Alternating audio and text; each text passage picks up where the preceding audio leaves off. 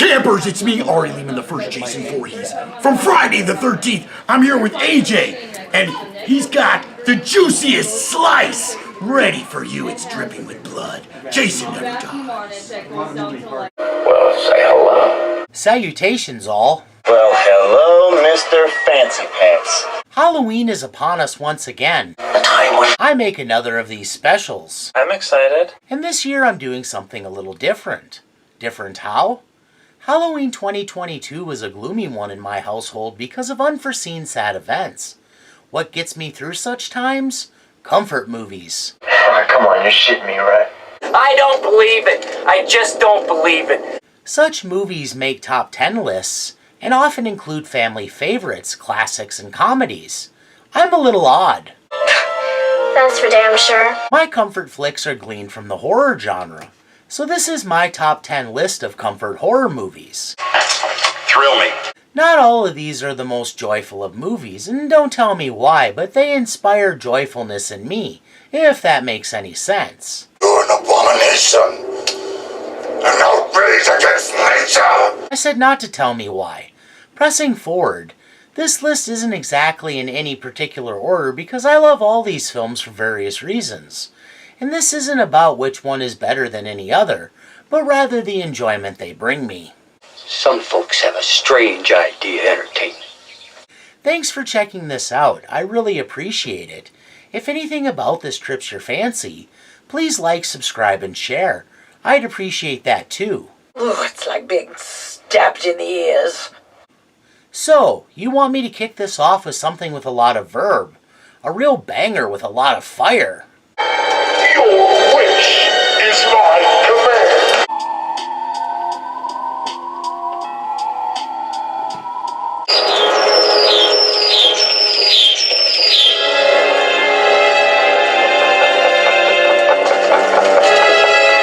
After a solid first entry introduced the Dream Invader, and an oddball sequel kept his legacy alive, The Dream Warriors was when Freddy became an iconic megastar, as his dark wit took center stage. This is Jennifer, your big break in TV.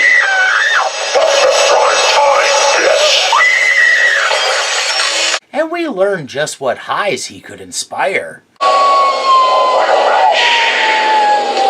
This was my first Nightmare on Elm Street, and though I was quite young, and despite some creepy and disturbing stuff, This is where it takes us. it was instantly one of those movies I wanted to watch over and over. Oh my god. The film establishes some dark stuff, Put me down, you're hurting me. and gives us a cruelly jocular Freddy, always getting a sadistic laugh at someone else's expense.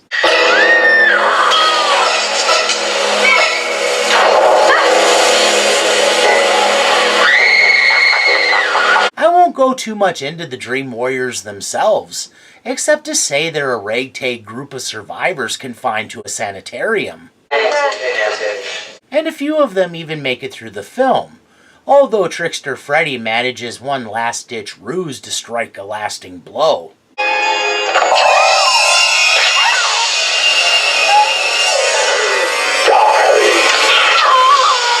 Before getting laid to rest himself.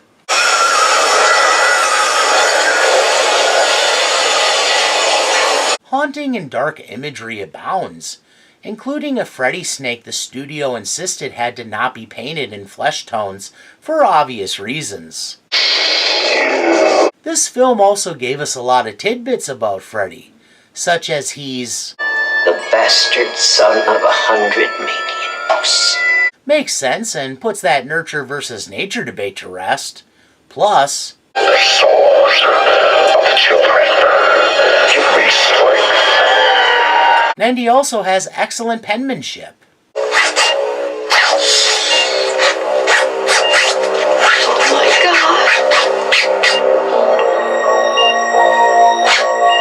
This might be ironic, but this film also made my list of films that messed me over as a kid last year for Philip's memorable departure.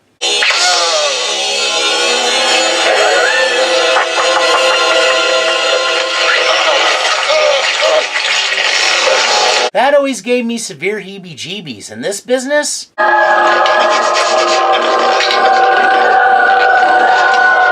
certainly didn't help.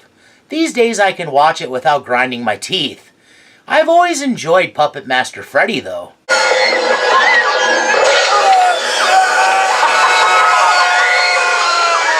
That's just a cool effect. One of several. What's wrong, Joey? Feeling tongue-tied?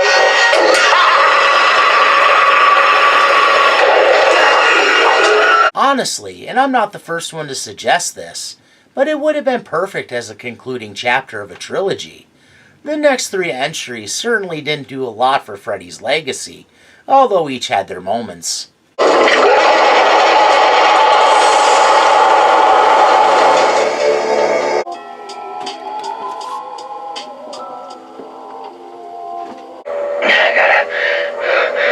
I gotta get a grip on myself here. Anyone who's seen Evil Dead 2 knows it's a rollicking and zany good time full of shocks and scares.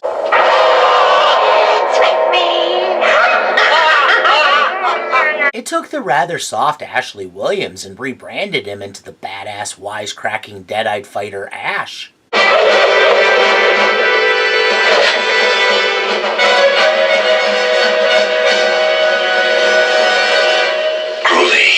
There was always a slight streak of cowardice yellowing his spine.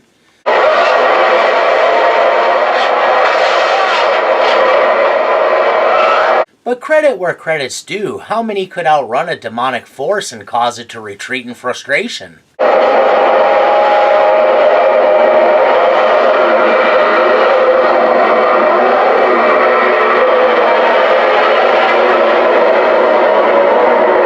Of course, even after shucking possession by virtue of surviving the night,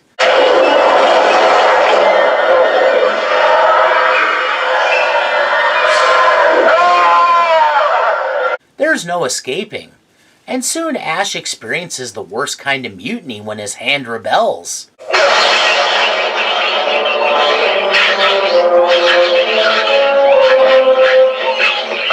And decides to teach him a lesson for daring to try to survive.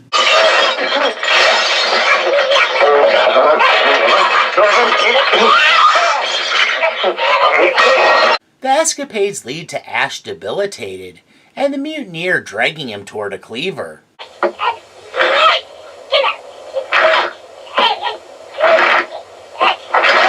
It doesn't end well for the hand.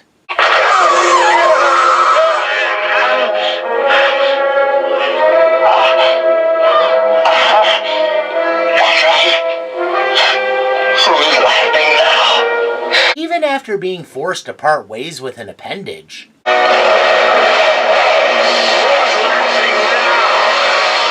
And subsequently being driven to madness.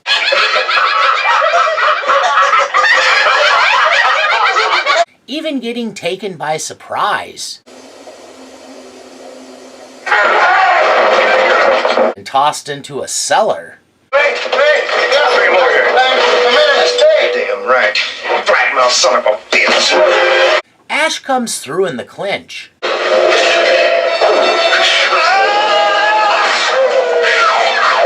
With the power of love, he's even able to overcome possession without the aid of dawn's early light.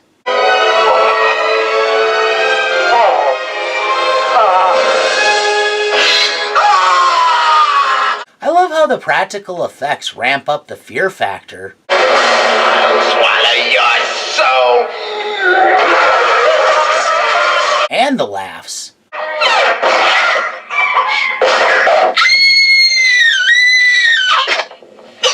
And I don't even know what kind of feelings this is supposed to inspire. I don't think so. We just cut off our girlfriend with a chainsaw. If most horror films are a thrill ride, this one is the whole carnival. And what does it teach us? It's best to defer to Ash. He always knows better.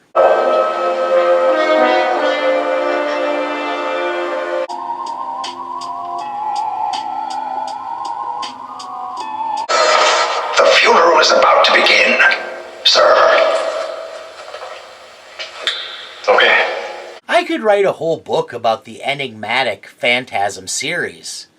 What's it all really about? The director of the film, Don Coscarelli, is open to all interpretations and speculations. What even is a phantasm? A dream? A ghost? A rupture in the space-time continuum?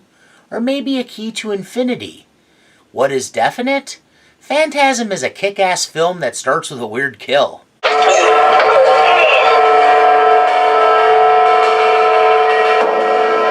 At its heart, it's about a haunted and grief-stricken young man named Mike Pearson.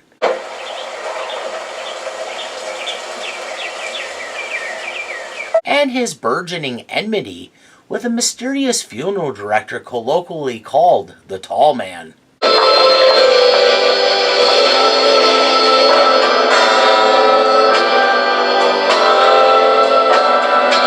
Temporal displacement is the name of the game.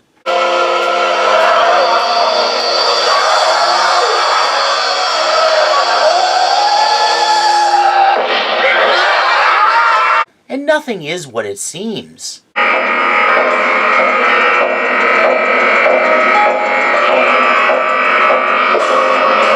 Mike has what it takes to pass the courage test.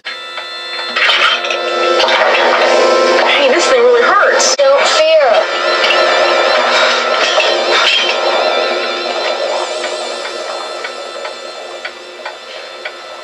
And proves highly resourceful.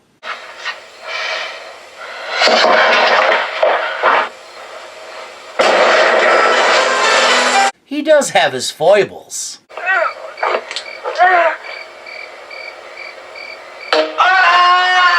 But don't let that fool you. The kid is able to duck and dodge.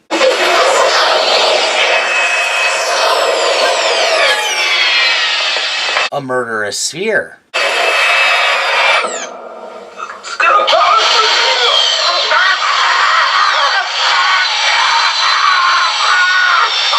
Older brother Jody, in charge since the unexpected passing of their parents, doesn't know what to make of his little brother's strange ideas. What's wrong with you, man?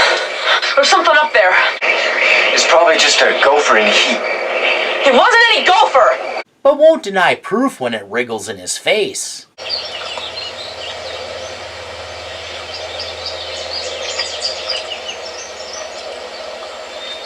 Okay, I believe you.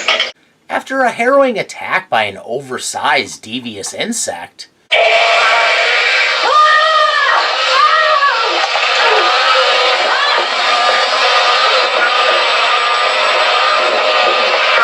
they're even able to recruit good friend and all-around solid guy, Ice Cream Man Reggie. What the hell is going on? A sucker for the ladies, is it any wonder the film's femme fatale gets him?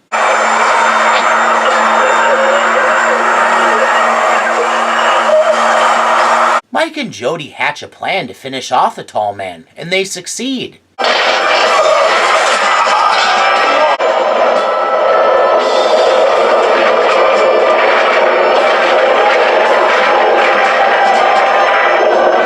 There's the ultimate valedictory moment when they've bested the monster.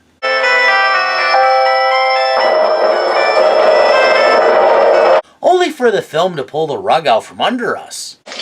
Mike, that tall man of yours did not take Jody away. Jody died in a car wreck. Twice.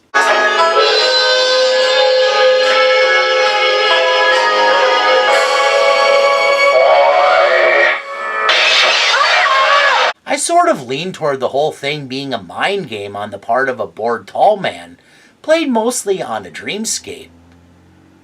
But that's not for me to decide. What Phantasm is or isn't is up to every viewer to decide for themselves. Fear's the killer.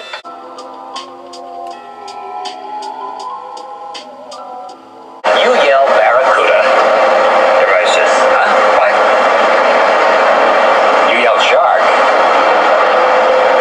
We've got a panic on our hands on the 4th of July. Some films are such mainstays, it's hard to imagine a time when they weren't in your life. For me, Jaws is just such a film. The whole series, really, but the first one's the classic. I know Jaws the Revenge is a laughable entry today, but I saw it in the theater at the age of 6, and I still remember the great time I had. It was only later I learned that sharks don't actually roar. But I digress. From the opening that saw the ill-fated swimmer Chrissy Watkins get plucked from the surface of the ocean, like an item off an a la carte line,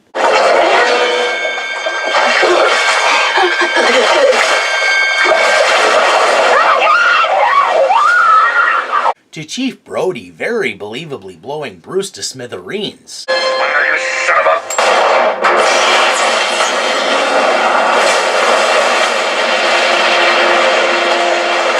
The original Jaws has always kept me enthralled from start to finish.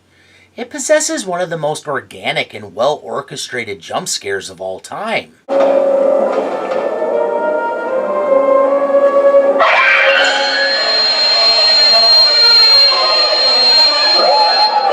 Outside Moby Dick, in Quint it gives us one of the best instances of a man-courting disaster. This shark, swallow you whole. Explaining the hows and whys. Those black eyes roll over white and then... then you hear that terrible high-pitched screaming. And showing what bloodlust and obsession got him.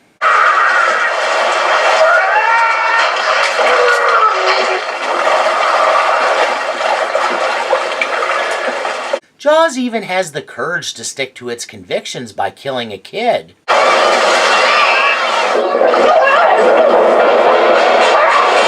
And then really driving home the loss in the most guilt-inducing way possible. You knew there was a shark out there.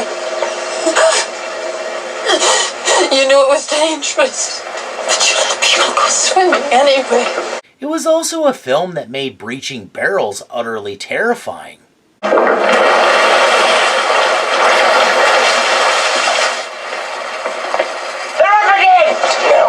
Ultimately, in the hands of a master director, Jaws is just a well-made film in every way.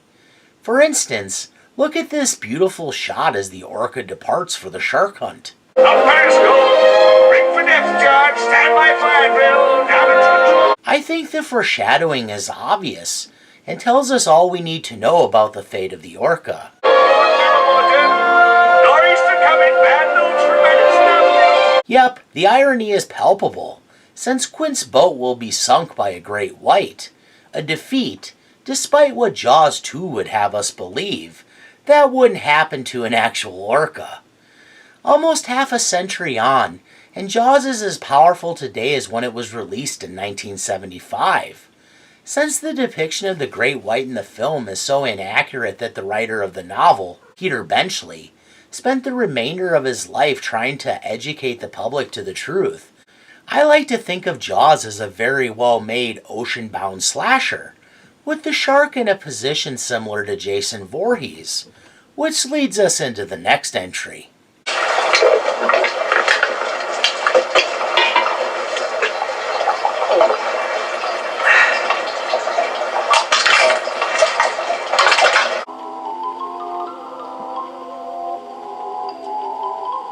Now, the object of the game is to find out which cabin Jason is in.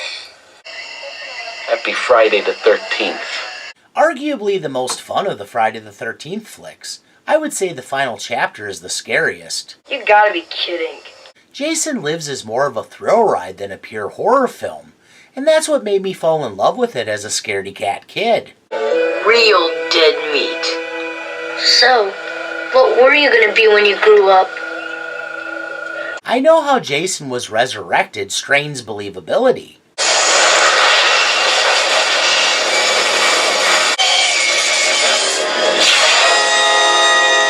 But the twist into the totally supernatural was the right path forward, as Freddy ate up the box office proceeds. This was when Jason went into the realm of crazy overpowered. Before this, he wasn't lopping off 3 heads at once. Or pushing faces through the walls of RVs.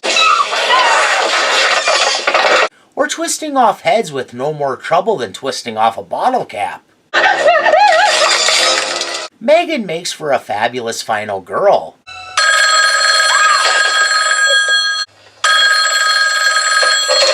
Sheriff's office. She's feisty, beautiful, and bold. To the camp. I'll let you know if I hear anything about your camp leaders. Don't beat him up too bad, Dad. He's kind of cute. Not afraid to do what had to be done. Stay down. Whatever you say. Even if it meant providing an alibi. What time? 8:30, 9 o'clock. Why? Tommy was with me all that time, Dad. And a bit of a naughty girl besides. That's what I want. She was also a hell of a kisser.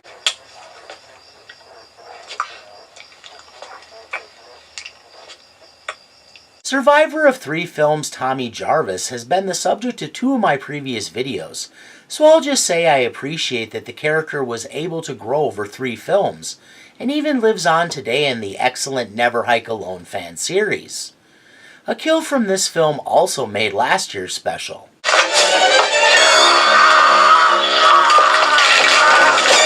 Brutal. Like I said in that video, Sheriff Garris is a bit of an a-hole. Don't piss me off, Junior, or I will repaint this office with your brains. But his actions to save Megan were extremely noble and selfless. That's what's filling the books is screwing the pooch. All things considered, Tommy might be crazy. He must have really messed you over. Case in point, his funny ideas extend beyond digging up Jason, all the way to luring the all but unkillable zombie Jason into the lake. That's it. Come on, maggot head. Come on. Come on, maggot head. That's it. Come on. While he waits in a boat surrounded by a ring of fire.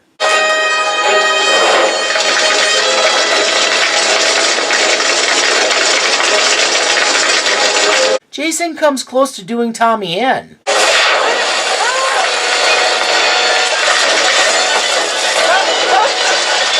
But Megan cements her cool girl status by saving the day.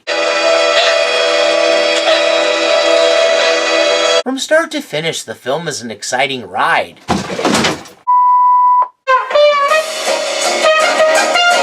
From start to finish, the film is an exciting ride and makes one thing certain. Jason belongs in hell. What else is certain? This is always an enjoyable watch. Does he think I'm a farthead?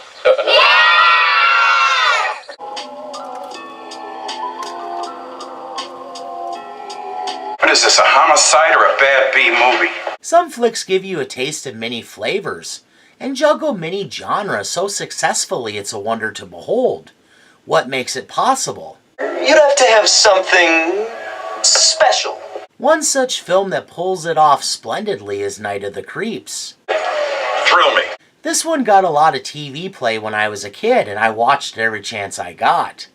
This flick starts with some business that invokes fun, schlocky, rubber science fiction goodness.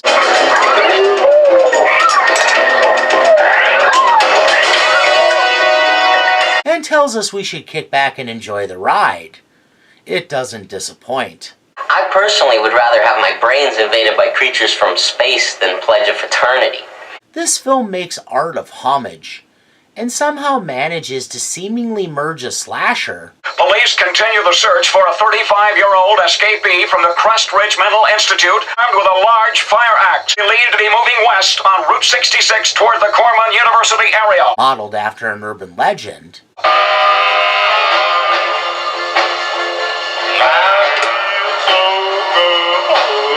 I'm sure she'll be fine. I'll even let you fondle my dress. Shades of classic 50s sci-fi a la The Blob.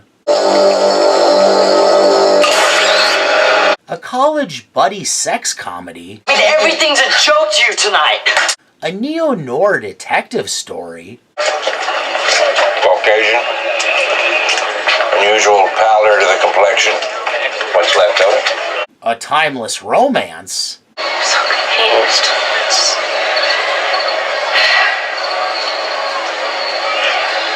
And most importantly, a zombie film. There are fresh ones. Yeah, see you tomorrow. And old dried out ones.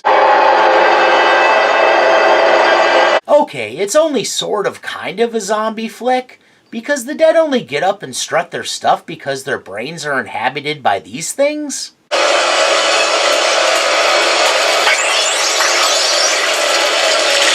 Still, a zombie horde is a zombie horde, and I think this qualifies.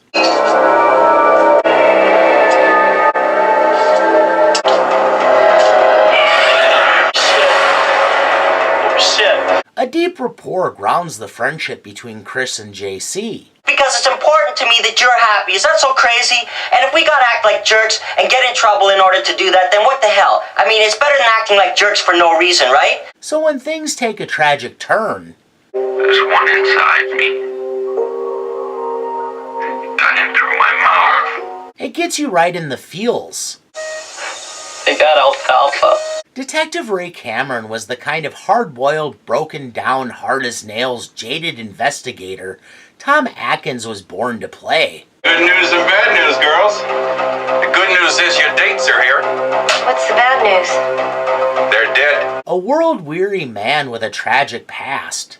Spanky, guess what happened next? Should you be telling me this? Close. I pulled the trigger. So tired he's ready to end it all. Wonderful. And nothing to live for except rectifying the situation into which he has suddenly fallen. Get the hell out of here! This movie is a real hoot, and always a joy to watch. Also, it has this. Sadly, it ends with a cliffhanger.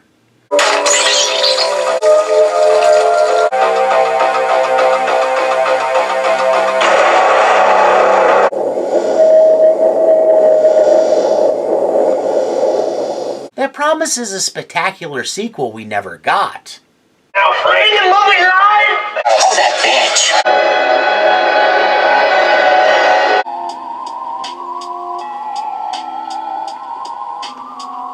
Please, it's dead people screaming! What are dead people? Yes, they came from out of the ground, and they're after us! Return of the Living Dead is a fun watch from start to finish, despite a nihilistic ending that sees all the characters getting royally screwed over. I'm in no mood to die tonight. We don't all get our wishes, but we do get an amazing roller coaster of a watch. It's the kind of flick that's a masterclass in pacing and storytelling, everything beginning with a simple question. What's the weirdest thing you've ever saw in here? Kid, I have seen weird things come and I have seen weird things go. It's also such a perfect encapsulation of the mid-1980s excess and Gen X punk aesthetic. I like death. I like death with sex. How about you, Casey? You like sex with death? It's a wonder it packs so much into such an entertaining package. It maybe had some points to make, too. Leak? Hell no, these things were made by the U.S. Army Corps of Engineers.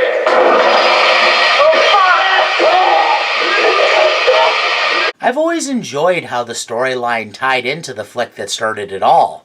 Did you see that movie, Night of the Living Dead? Created its own mythos. Yeah. That's the one where the corpses start eating the people, right? Sure. What about it? Did you know that movie was based on a true case? And it subverted the rules of George Romero's classic series to drive home its own credibility as a solid zombie flick. I thought you said if we destroyed the brain and die. It worked in the movie! Well, it ain't working. And that a whole different set of criteria apply. Well, then we just gotta destroy it completely until there's nothing left. The zombies are fast. The zombies are smart.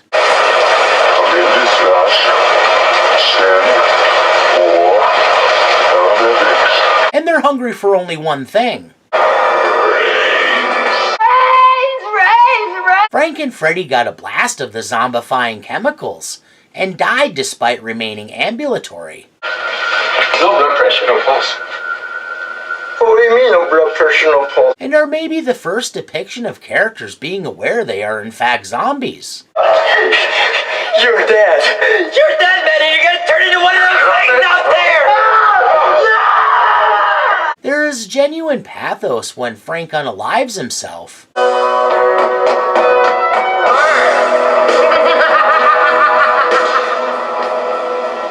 In maybe the most painful way possible. Rather than become a brain-eating monster.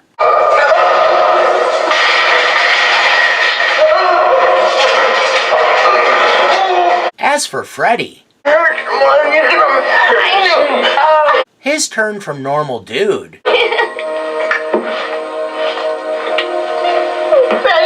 to brain-eating zombie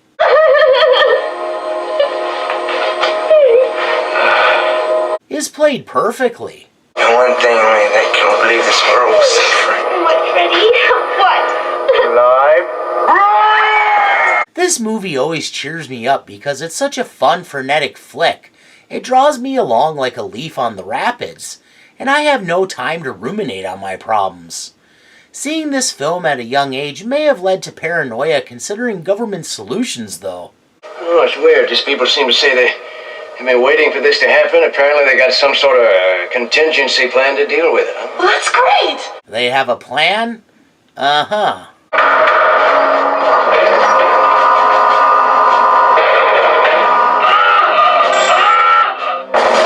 Oh, fudge!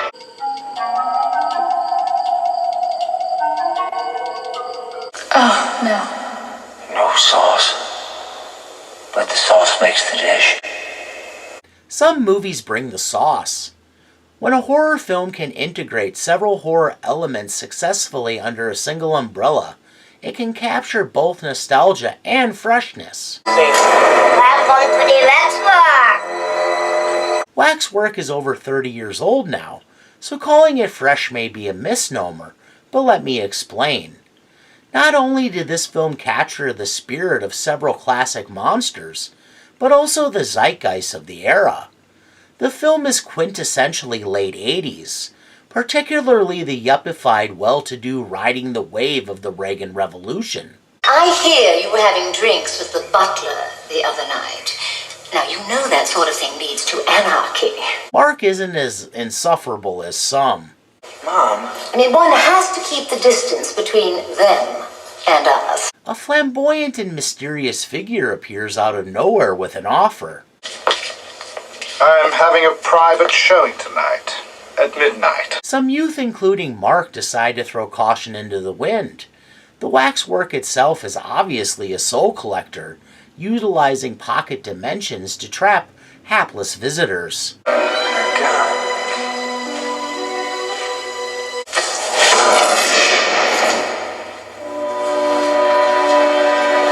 They'll make a movie about anything nowadays. All in an effort to resurrect 18 of the most evil souls that have ever been. While reaching into the past to bring forward the best of horror's yesteryears, it puts what were modern characters in old school horror scenarios, and shows us how they respond.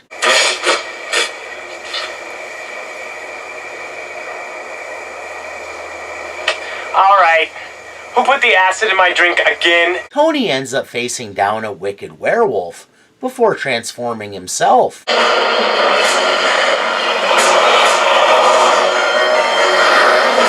China winds up among bloody mastication at a Dracula raw meat dinner party.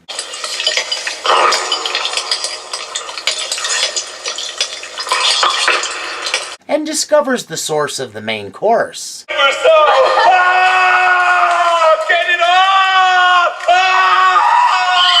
Both become permanent additions to the displays while their friends are none the wiser of the truth. Mark does have his suspicions. What, Tony and China together? Ooh, jealousy rearing its ugly head. I'm not kidding. The only actual real figure, the Marquis de Sade, entrances Sarah. Sarah, what are you doing? While Mark squares off with the living dead, because as it was established in the Return of the Living Dead, a zombie outbreak is historically accurate.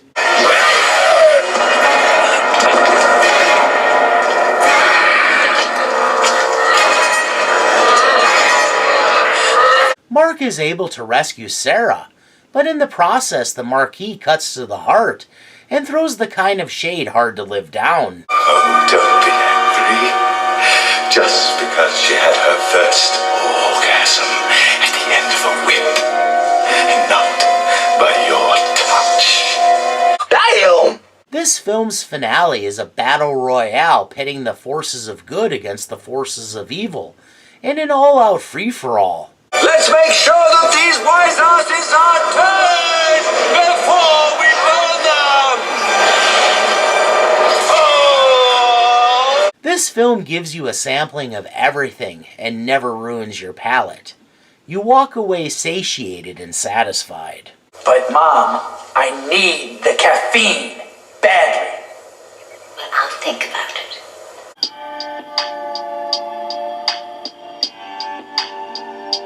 I thought maybe you were pulling my chain. But not now. Not now. I remember the very first time a peer illuminated me to Chucky. It was basically an instance of, Shut up and take my money! I made it a mission to see Child's Play, and when I finally got it into my hot little hands, I wasn't disappointed. You fuck with me!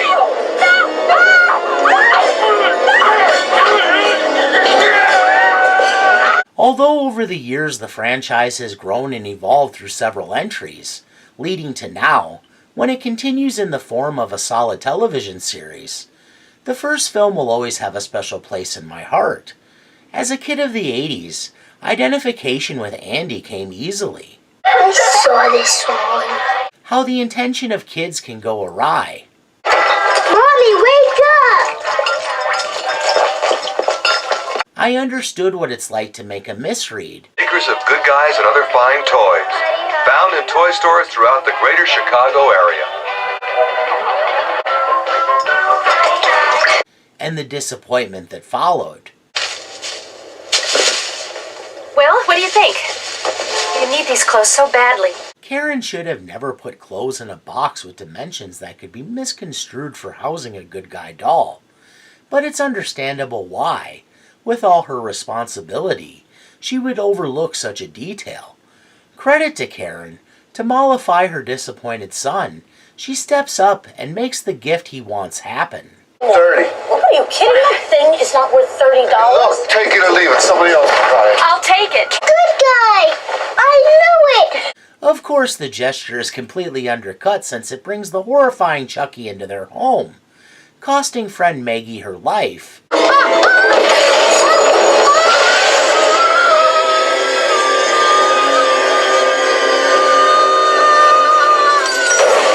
And her son his credibility. Say something! Tell me why you lied to me about everything!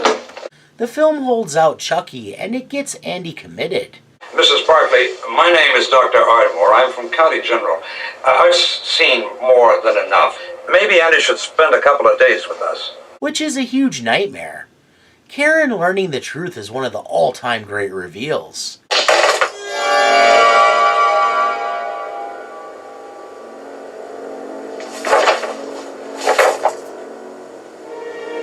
Chucky's been running without batteries the whole time?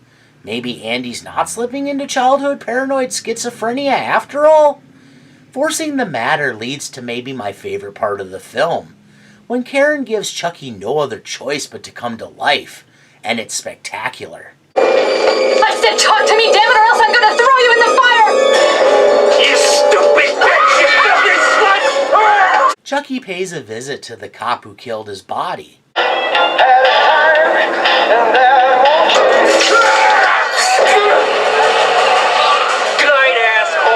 And learns his way out of a... I didn't think anybody could hurt me. But last night I got shot. You know something? It hurt. less than ideal doll body. You have to transfer your soul out of the doll into that of the first human being you revealed your true self to. Killing a doctor for good measure.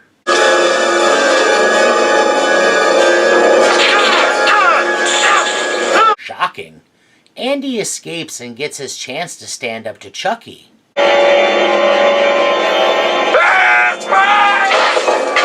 Even gets one of the most badass lines ever. We're friends to the end, remember? This is the end, friend.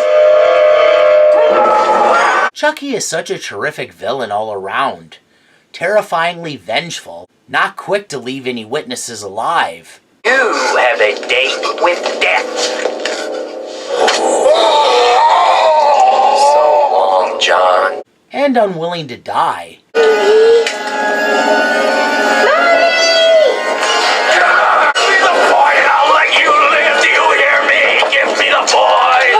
There's good reason he's one of the icons in the horror pantheon. You perverted everything I've taught you and used it for evil, and you have to be stopped. What? Shout out to your friendly neighborhood Uncle Pete. Anyone who knows Uncle Pete knows his love of all things Chucky. In fact, it's compliments of him that Funko Pop Chucky overlooks me in all my videos.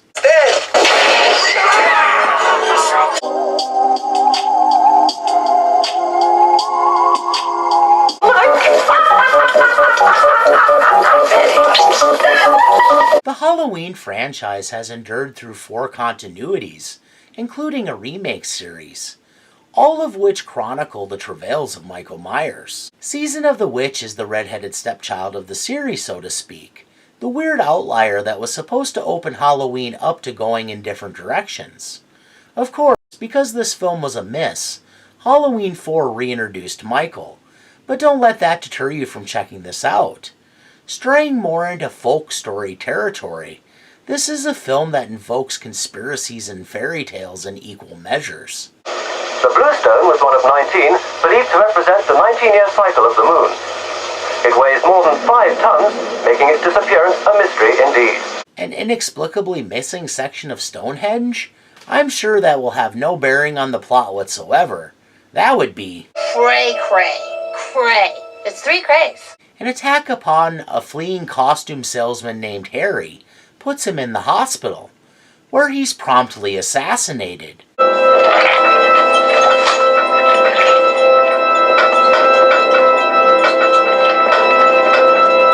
Gruesomely. A man with enough trouble before getting pulled into all this, Tom Atkins makes another appearance on the list. Halloween, hey, gotta call in. Drinking and doctoring, great combination. As Dr. Dan Chalice, who bears witness to the assassin just as promptly self-destructing.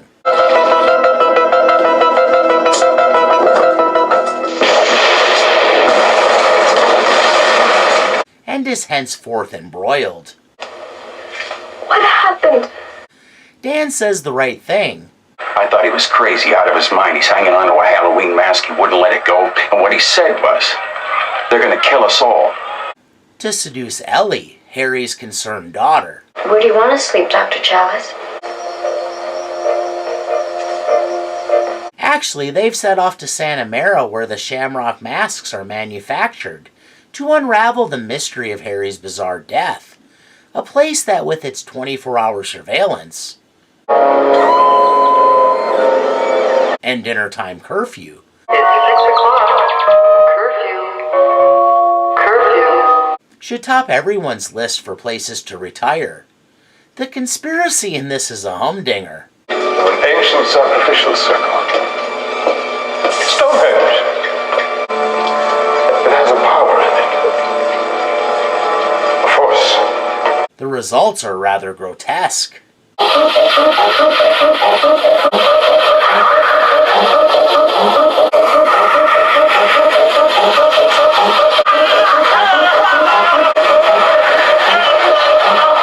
Dan is left to reap the consequences of his curiosity. They're in alignment. And it's time again.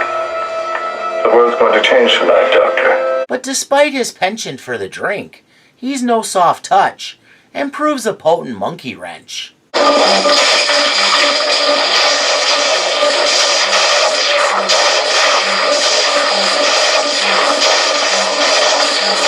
Foiled, the supervillain business mogul Cochran goes up and I suppose the evil energy harnessed from Stonehenge.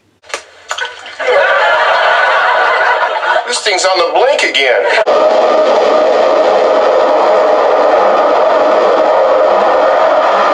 There's a last-minute shocker. And then the film ends with, well, Stop it! Stop it! Stop it! Stop it!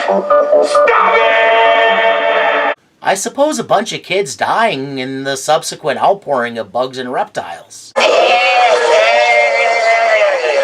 There are a lot of dark endings on this list, but this one might be the darkest, which is why, besides being a Halloween film, it got the #1 place on this list.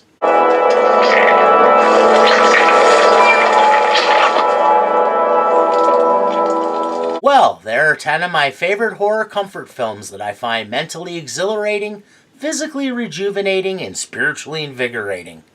I endeavored to come up with 10 good ones, and I think I succeeded. Some of these are classics, and some are cult classics, but I think they're all entertaining. I realize these are all older. You, get off on living in the past? But that's a big part of what makes them comfort movies.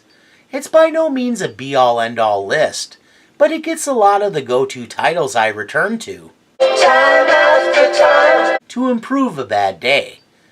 I would be curious to see what films, horror and otherwise, you might enjoy when looking to brighten your disposition. Thanks a ton for checking this out, and a resounding Happy Halloween. Well, I've about reached the end of the rope, so I won't leave you dangling. Thanks for humoring my ramblings. Please share any refutations, opinions, accusations, japes, or other ideas in the comments below. And please join me for whatever I'm up to next time. Bye now. Bye, creepy man. Keep it creepy. Bravo. Now run along, darling.